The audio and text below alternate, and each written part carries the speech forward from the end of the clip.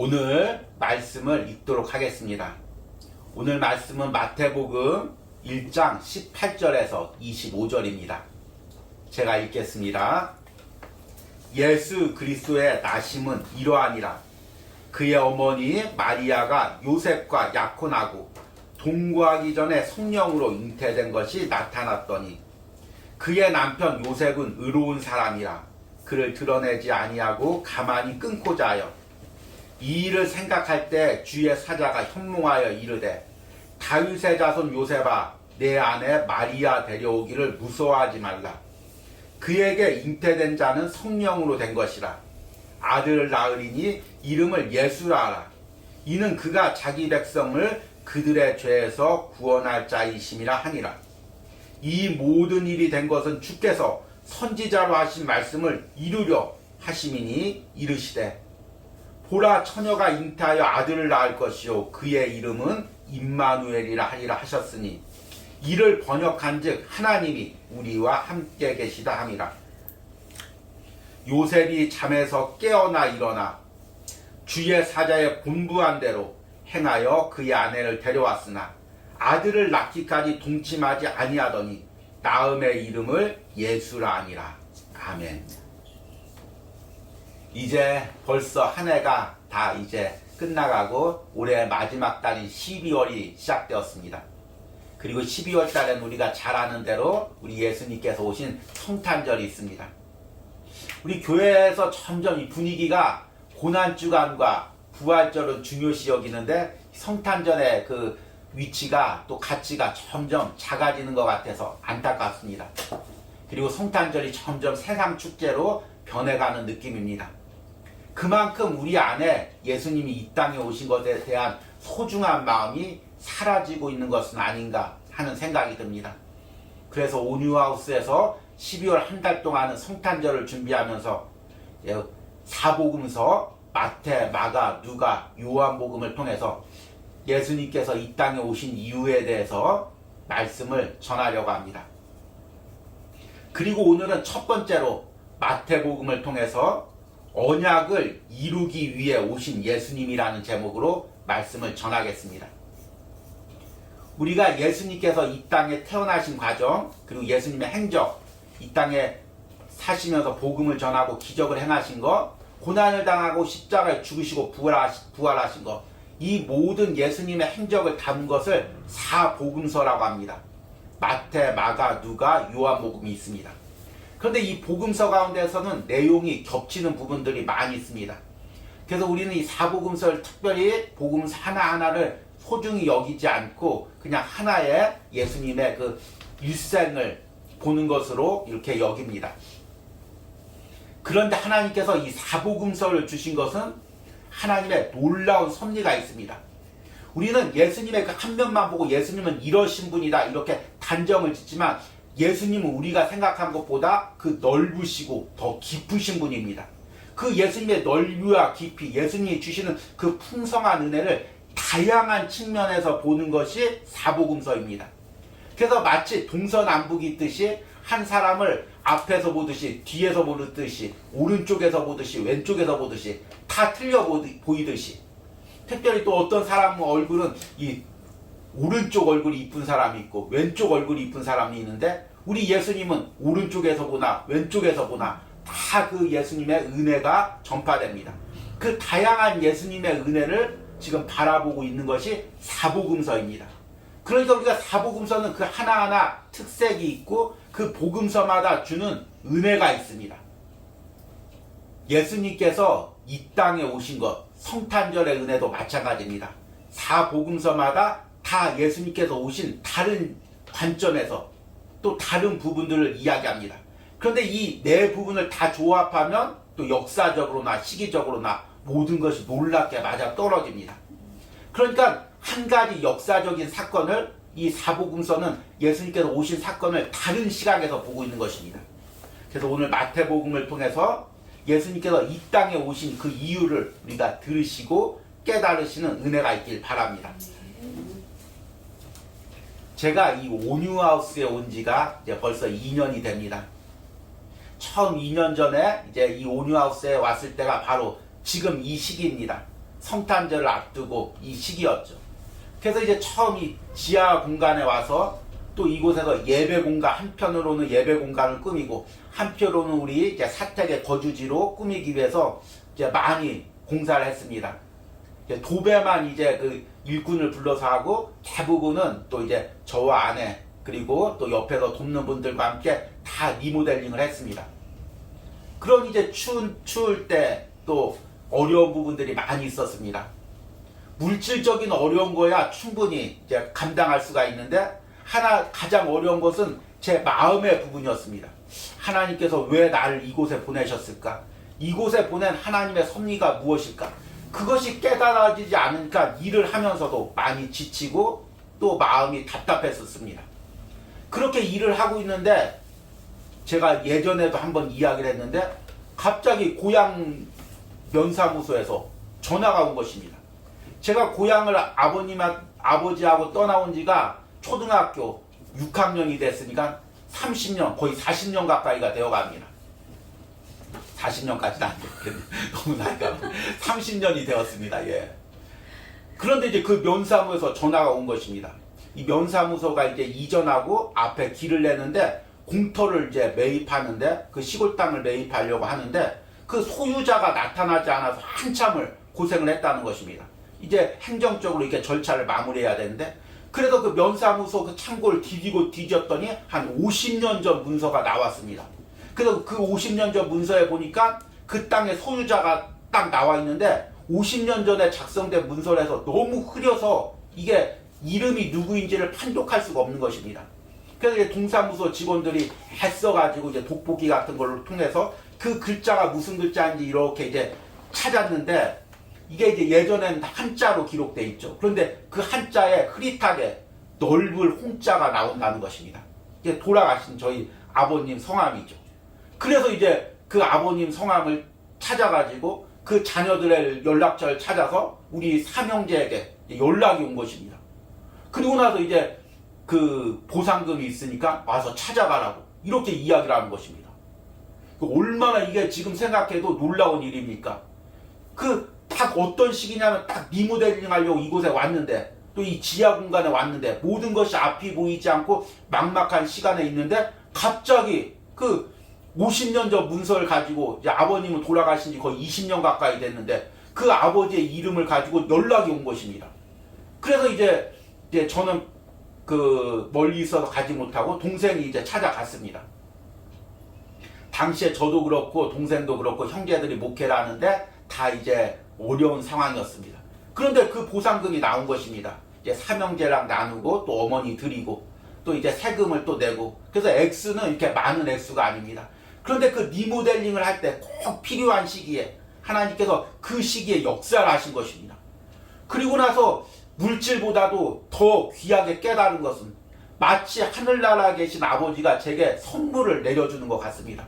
네가 새로운 목회를 한다고? 그러면 내가 도와줄 것이 없으니 이것을 도와주겠다. 이렇게 마치 선물을 주는 것 같습니다. 무엇보다도 하나님께서 아버지를 통해서 이 길이 우연히 잘못된 길이 아니라 아니면 또 어려운 길이 아니라 하나님께서 역사하시는 길이며 겉으로 보기에는 고난의 길이지만 이것을 통해서 하나님의 역사가 있음을 보여주시는 것임을 깨닫게 되었습니다. 그래서 그 사건으로 제가 다시금 힘을 얻고 용기를 얻고 이곳에서 리모델링하고 2년 동안 이렇게 묵상을 이어갈 수가 있었습니다. 그리고 이제 말씀을 하나하나 묵상하고 특별히 올해 시편을 묵상하면서 그 사건이 계속해서 기억이 나는 것입니다.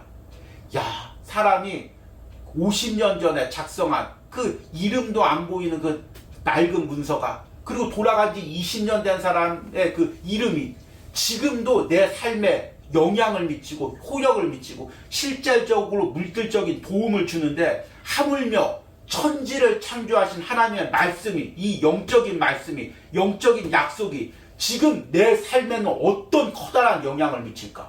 이 은혜가 와닿으니까 말씀 한 구절 한 구절이 너무 소중하게 와닿는 것입니다. 여러분 조금 세속적으로 들릴지 모르지만 여러분이 이 성경 말씀을 볼 때 마치 부모님이 내게 주신 그 유산 문서나 아니면은 집 문서나 땅 문서처럼 그렇게 바라보고 감동으로 읽어야 됩니다. 부모님이 재벌이 돼서 내게 빌딩을 물려주겠다는 유서를 남겼다고 생각을 해보십시오.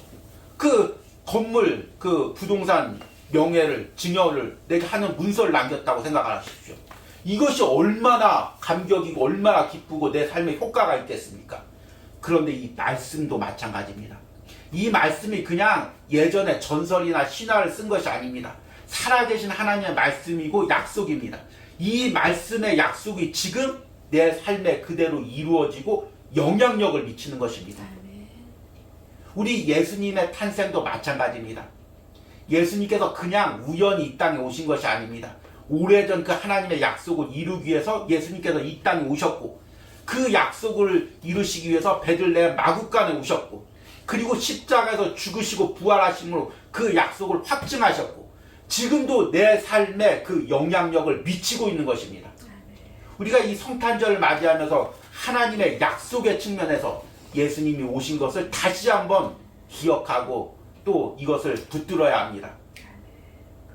그래서 오늘 읽은 이 마태복음을 보면은 바로 예수님께서 이 땅에 오신 이유가 그 하나님의 약속을 이루기 위해서라고 이야기하고 있습니다. 마태복음을 읽다 보면 우리가 계속 반복되는 내용이 있습니다. 계속 뭐라고 이야기하냐면 이것은 성경을 응하게 하려 함이라. 또 이것은 선지자의 글을 이루게 하려 함이라. 이런 말이 계속해서 반복됩니다. 심지어는 예수님께서 십자가에서 잡혀 돌아가시려고 할 때 베드로가 이것을 보고 칼로 이제 말구의 귀를 자릅니다. 그러니까 예수님께서 그렇게 못하게 하시고, 만약에 내가 여기서 잡혀가지 않으면 십자가에 매달리겠다는 그 성경의 말씀이 어떻게 응하겠느냐. 이것은 다 선지자의 글을 이루기, 선지자들의 예언을 이루기 위한 사건이다. 이렇게 말씀하시는 것입니다. 예수님 자신도 자신이 십자가에 못 박히는 모든 사건들이 우연히 일어난 것이 아니라 하나님의 약속 가운데, 예언 가운데 일어나는 것임을 스스로 말씀하셨습니다. 그리고 오늘 말씀에서도 마찬가지입니다. 오늘 말씀에서도 보니까 22절에 이 모든 일이 된 것은 주께서 선지자로 하신 말씀을 이루려 하심이니, 예수님께서 이 땅에 오신 것도 우연히 베들레헴 마구간에 오신 것이 아니라 하나님의 약속 가운데 베들레헴에서 오게 하신 그 모든 것을 이루게 하시기 위해서 오셨다는 것입니다. 그러면 오늘 이 마태복음에서 하나님께서 이루신 약속이 무엇입니까? 크게 두 가지로 이야기할 수가 있습니다. 첫 번째는 예수님을 동정녀에게서 나시기로 한 약속입니다. 오늘 말씀 보니까 18절에 예수 그리스도의 나심은 이러하니라. 그의 어머니 마리아가 요셉과 약혼하고 동거하기 전에 성령으로 잉태된 것이 나타났더니. 그에 대해서 이 요셉의 반응이 19절에 나옵니다. 그의 남편 요셉은 의로운 사람이라 그를 드러내지 아니하고 가만히 끊고자 해요. 이 예전에 이 약혼의 개념은 지금의 약혼의 개념과 틀립니다. 지금 약혼을 하고 쉽게 파혼할 수가 있습니다. 그런데 예전에 이 팔레스타인에서 약혼이라는 것은 결혼의 예비 단계입니다. 결혼의 전 단계이죠. 그래서 결혼을 하기 전에 먼저 약혼을 합니다. 약혼이라고 하지만 결혼과 똑같은 효력을 가집니다. 그리고 1년 동안 이제 남자가 서로 각자 살면서 동침을 하지 않습니다. 왜냐하면 1년 동안 이 신부가 정결한 신부인지 이것을 이제 검증을 하는 거죠. 그래서 1년 동안 이제 뭐 아이가 낳지 않거나 또 이제 또 부정한 사실이 밝혀지지 않으면 이제 결혼을 하게 됩니다. 그런데 만약 1년 안에 아이를 낳거나 또는 이제 부정한 사건이 밝혀지면은 신랑이 내었던 모든 지참금을 이제 돌려받고, 또 그 여자는 부정한 여인으로 이제 몰리고, 그리고 심지어는 돌에 쳐서 맞아서 죽게 됩니다. 그래서 요셉이 지금 그 약혼의 기간을 기다리고 있는데 이 마리아가 임신했다는 소식이 들립니다. 세상 사람 같으면 이것을 갖다 소문내서 지참금 그걸 다 돌려받고 또 마리아를 또 돌에 맞게 죽일 수가 있습니다. 그런데 오늘 말씀 보니까 요셉이 의로운 사람이었습니다. 그래서 이것을 소문내지 않고 다 이것을 무마시키려고 그냥 조용히 끝내려고 이렇게 계획하고 있었습니다. 그런데 천사가 요셉의 꿈에 나타납니다. 그리고 20절에 이 일을 생각할 때 주의 사자가 현몽하여 이르되 다윗의 자손 요셉아 내 아내 마리아 데려오기를 무서워하지 말라. 그에게 잉태된 자는 성령으로 된 것이라. 아들 낳으리니 이름을 예수라 하라. 이는 그가 자기 백성을 그들의 모든 죄에서 구원할 자이심이니라. 그리고 나서 오늘 읽었던 22절의 말씀을 들려줍니다. 이 모든 일이 된 것은 주께서 선지자로 하신 말씀을 이루려 하심이라 이르시되 23절에 보라 처녀가 잉태하여 아들을 낳을 것이요 그 이름은 임마누엘이라 하려 하셨으니 이를 번역한즉 하나님이 우리와 함께 계시다 함이니라. 이것이 하나님의 약속 가운데 된 사건임을 요셉에게 이제 확증을 시켜주는 것입니다. 그래서 요셉이 24절과 25절에 보니까 요셉이 잠에서 깨어 일어나 주의 사자의 분부대로 행하여 그의 아내를 데려왔으나 아들을 낳기까지 동침하지 아니하더니 낳음의 이름을 예수라 하니라. 이 지금 오늘 읽은 계속해서 18절과 25절에 계속 반복되는 사건의 핵심이 무엇이냐면 예수님께서 동정녀 마리아에게서 잉태되시고 그 과정 가운데서 하나님이 그것을 약속으로 확증하시고 그리고 마지막에 말씀을 보니까 요셉이 예수님이 낳기까지 동침을 하지 않으면서 예수님이 낳으신 것이 온전히 성령으로 잉태된 것임을 이제 지금 보여주고 있습니다. 하나님의 약속이 이렇게 이루어진 것임을 오늘 말씀에 보여주고 있습니다. 그런데 참 이것이 믿기가 어려운 일이죠. 남자를 모르는 그 처녀에게서 그 잉태되었다는 것이 이제 믿기가 어려웁니다.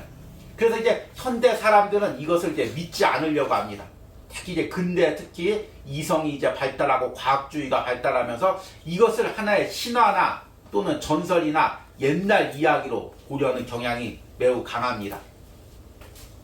그 대표적인 학자가 이제 불트만이라는 신학자죠. 이 불트만이 주장한 것이 비신화화입니다. 성경의 이야기들은 대부분 신화나 전설의 언어로 되어 있다는 것입니다. 그래서 성경의 진짜 의미를 알려면 이 신화나 전설의 의미를 다 벗겨내야 이 말하려는 메시지의 본래 의도를 알 수가 있다는 것이 이제 불트만의 주장이죠. 그래서 창조의 기적이라든지 노아 홍수라든지 또 예수님께서 죽은 자를 살리고 예수님이 죽고 부활한 모든 것들이 다 신화고 전설이고 이거는 하나의 메시지를 전하기 위한 하나의 이야기의 도구라고 봅니다. 그래서 이제 예수님께서 죽은 자를 살린 것도 실제로 죽은 자를 살린다는 그 의미가 아니라 예수님을 믿으며 이렇게 우리 영혼이 죽은 데에서 살아나는 것을 말로 이렇게 표현하고 비유로 표현한 거다. 이렇게 이제 설명을 하죠. 그리고 사실 이제 현대 신학교에서 대부분 이 불트만의 이 이론을 많이 믿고 우리나라 신학교에서도 반절 이상이 거의 이런 가르침을 이제 배우고 있습니다. 이런 이야기에 의하면 이 동정녀 탄생이 가장 먼저 이제 신화로 이건 배제가 되는 거예요. 이건 신화가 예수님께서 하나님의 아들로 오신 것을 하나의 비유로 이야기한 거다. 이렇게 이제 해석할 수가 있습니다. 또 어떤 사람들은 예수님이 동정녀에게서 탄생했든 말든 그게 뭐가 중요하냐. 그냥 예수님께서 오신 게 중요하지. 이런 걸로 따지지 말자. 이래도 좋고 저래도 좋다. 이렇게 또 이제 받아들이는 사람도 있습니다. 그러나 예수님께서 동정녀에게서 나신 것은 우리의 구원의 복음의 가장 기초적인 단계에서 믿어야 할 사건입니다. 여러분 우리가 구원을 받는다는 것은 무엇입니까? 예수님을 믿는다는 것입니다. 그런데 그냥 그 예수님을 그냥 선지자 중에 한 명, 좋은 선생님 중에 한 명 그렇게 믿어도 구원을 받을 수 있을까요? 우리가 예수님을 믿고 구원을 받는다는 것은 예수님을 하나님의 아들로 믿는 것입니다. 그래야 내 죄를 속해 주신 그 하나님의 아들을 믿고 구원을 받는 거죠. 그런데 예수님이 하나님의 아들이라는 것은 예수님의 그 신성과 인성 두 가지를 믿는 것입니다. 그러니까 우리가 사도신경을 통해서도 계속해서 고백하지만 예수님은 참 하나님이시고 또 참 인간입니다. 왜 예수님께서 하나님이셔야 됩니까? 예수님께서 만약 인간이었다면 인간이 십자가에서 피 흘린다고 해서 그 피가 자기는커녕 어떻게 남을 구원할 수가 있겠습니까? 아무리 착한 사람이, 아무리 능력 많은 사람이 온 인류를 위하여 십자가에서 피를 흘렸다고 해도 그 피가 무슨 능력이 있겠습니까? 그분이 하나님이시기에, 인간의 몸으로 오신 하나님이시기에, 그 십자가에서 피를 흘리셨기에 그 피가 능력이 있어서 지금도 우리 영혼의 죄를 씻기고 구원을 하는 것입니다. 또한 예수님께서 인간이란 이유는 무엇이냐면, 만약 하나님께서 그냥 영으로 오셔서 그냥 영적인 사건으로 십자가의 사건을 이루거나, 아니면 앞에서 이야기한 것처럼 이것이 하나의 비유적인 사건이었다면, 실제적으로 그 십자가의 능력이 실제적으로 우리에게 어떤 영향이 있겠습니까?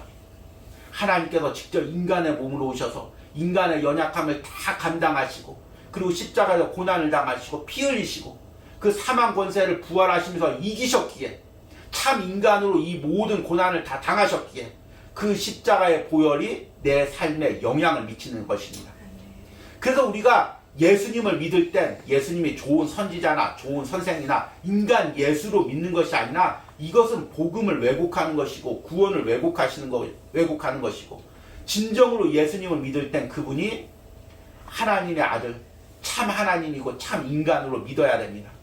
그리고 그렇게 믿는 기초 단계가 무엇이냐면, 예수님이 인간의 관계를 통해서, 남녀 관계를 통해서, 부부 관계를 통해서 그냥 오신 분이 아니라 하나님이 성령을 통해서 동정녀 몸에 나시게 하셨다는, 죄가 없으신 분으로 오셨다는 이 동정녀 탄생을 믿을 때, 그 신앙의 기초 가운데 우리가 예수님을 하나님의 아들, 또 참 하나님, 참 인간으로 믿는 것입니다.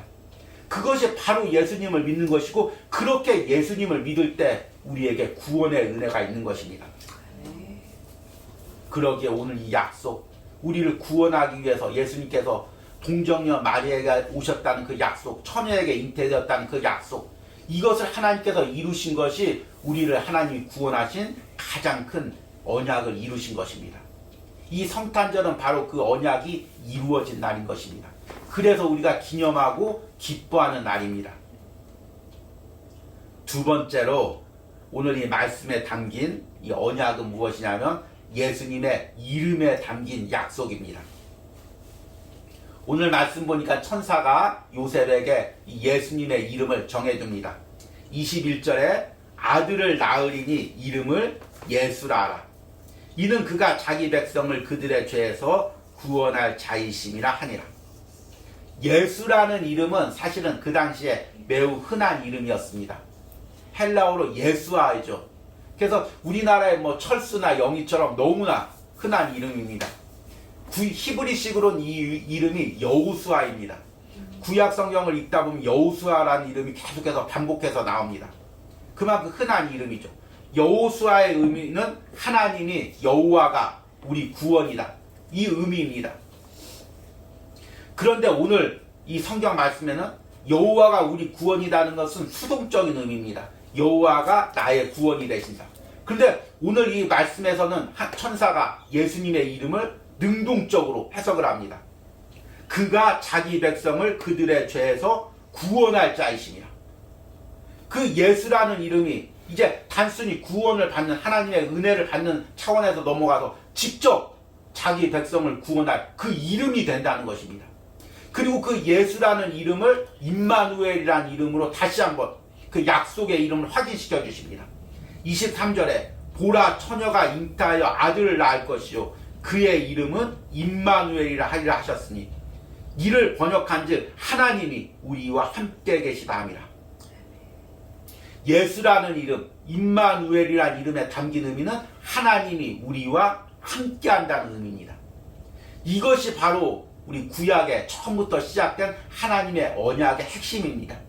하나님은 아담과 하가 타락할 때부터 그들을 버리지 않고 그들에게 가죽옷을 입히시고 그들과 함께 하시며 그들을 구원하실 것을 약속하셨습니다. 또 하나님께서 아브라함을 택하셔서 그에게 자손들이 바다의 모래알과 하늘의 별같이 많게 하시며 또 영원히 아브라함과 아브라함의 자손들과 함께 하실 것을 약속하셨습니다. 이 약속이 이삭과 야곱과 요셉 가운데 이어집니다. 요셉이 그 베델에서 돌베개를 베고자 할 때 하나님께서 요셉에게 그 조상들의 약속을 확인시켜 주시고 그 약속을 다 이루기까지 내가 너와 함께 하리라, 너를 떠나지 않으리라 하나님께서 약속을 해주셨습니다. 그리고 이스라엘 백성들을 출애굽시키며 하나님께서 그 시내산에서 약속을 하시면서 장막 가운데 성막 가운데 그 백성 가운데 머물러 계셨습니다. 그리고 구체적으로 이제 다윗의 시대에 대해서 하나님께서 다윗에게 언약을 주십니다. 다윗의 언약의 겉으로 드러난 내용은 하나님께서 다윗의 자손을 영원히 왕노릇하게 하겠다는 것입니다. 우리가 계속해서 시편 묵상을 통해서 반복했던 내용이죠. 그런데 그 내용의 핵심은 무엇이냐면 하나님이 다윗의 자손들과 하나님의 백성들과 영원히 함께하겠다는 것입니다. 그리고 그 약속이 이제 예수님이 이 땅에 오심으로 완전히 이루어진 것입니다. 하나님께서 인간의 몸으로 오셔서 우리와 함께 하신 것입니다. 그래서 그 예수님의 이름이 예수 그리스도고 그리고 임마누엘인 것입니다. 그래서 예수님께서 이 땅에 오셨다는 그 의미는 무엇이냐면 우리와 함께 한다는 것입니다. 지금 내 삶에 함께 하신다는 것입니다. 예수님께서 십자가에서 죽으시고 부활하시고 이제 성령이 오셔서 우리 안에 누가 계시냐면 예수님이 계시는 것입니다. 지금 이 온유하우스 예배 가운데 누가 계시냐면 예수님이 계시는 것입니다. 여러분들의 가정에 누가 계시냐면 예수님이 계시는 것입니다. 예수님이 계신다는 것은 하나님이 계신다는 것입니다. 그래서 고린도전서 3장 16절에 보면 우리 몸이 성전이라고 이야기하고 있습니다. 왜냐하면 성전은 무엇이냐면 하나님이 계신 곳이 성전인데 우리 안에 성자 예수님, 성자 하나님이 계시니까 우리가 성전이 되는 것입니다. 이 온유하우스도 작은 공간이지만 이곳에 하나님이 임재하시면 우리 예수님이 거하시면 이곳이 성전이 되는 것입니다. 여러분 가정 가운데 하나님께서 그곳에 계시면 그곳이 성전이 되는 것입니다. 이게 얼마나 놀라운 약속입니까? 내 평생 동안 하나님이 나와 함께 하시고 내 마음에 함께 머물러 계신다는 것, 누구도 그 사랑을 끊을 수가 없다는 것, 예수님과 나와의 그 관계를 누구도 단절시킬 수 없다는 것, 이것이 얼마나 큰 언약입니까? 얼마나 큰 약속입니까? 언제까지입니까? 하늘나라 가는 그 순간까지. 그리고 하늘나라 가서도 천국에서 영원히 예수님과 함께 하십니다. 이 성탄절에 하나님께서 이루신 그 약속은 바로 이것입니다. 하나님이 우리와 함께 하시겠다는 그 약속입니다. 이제 말씀을 맺으면서 다시 한번 오늘 들은 말씀을 생각하면서 여러분들이 하나님의 약속을 붙드시기 바랍니다. 여러분 지금 여러분 어떤 상황에 있습니까? 한 해 동안 돈도 많이 버시고 또 높은 자리도 많이 올라가시고 또 집도 넓히시고 또 좋은 자리에 땅도 사시고 그래서 부유하십니까? 아니면 한 해가 지났어도 여전히 어려운 부분들이 있고 해결되지 않은 부분들이 있고 또 답답한 부분들이 있습니까? 그러나 그런 상황에 상관없이 지금 여러분들이 있는 그곳에 우리 주님이 함께 계십니다. 주님이 나와 함께 하십니다. 그리고 나에게 하셨던 그 약속을 지금도 이루어 가십니다. 내 눈에는 그 약속을 이루어 가심이 보이지 않고 물질적인 어려움, 상황의 어려움만 보일지 모르지만 지금 영적으로는 하나님께서 그 약속을 다 이루어 가십니다. 성경의 그 약속을 지금도 이루어 가십니다. 그것을 우리가 어떻게 확신할 수 있냐면 이 성탄절날 예수님께서 이 땅에 오신 것을 다시 말씀으로 들으면서 확신할 수가 있습니다. 이 온유하우스에서도 마찬가지입니다. 하나님께서 2년 동안 이 온유하우스에서 함께 하셨고 또 앞으로도 함께 하실 거고 또 때로는 이름이 바뀔 수가 있고 또 장소가 바뀔 수 있지만 하나님은 영원히 우리와 함께 하시고 또 저의 사역 가운데 여러분의 가정 가운데 함께 하실 줄 믿습니다. 그 약속을 붙드시는 은혜가 있기를 간절히 소망합니다.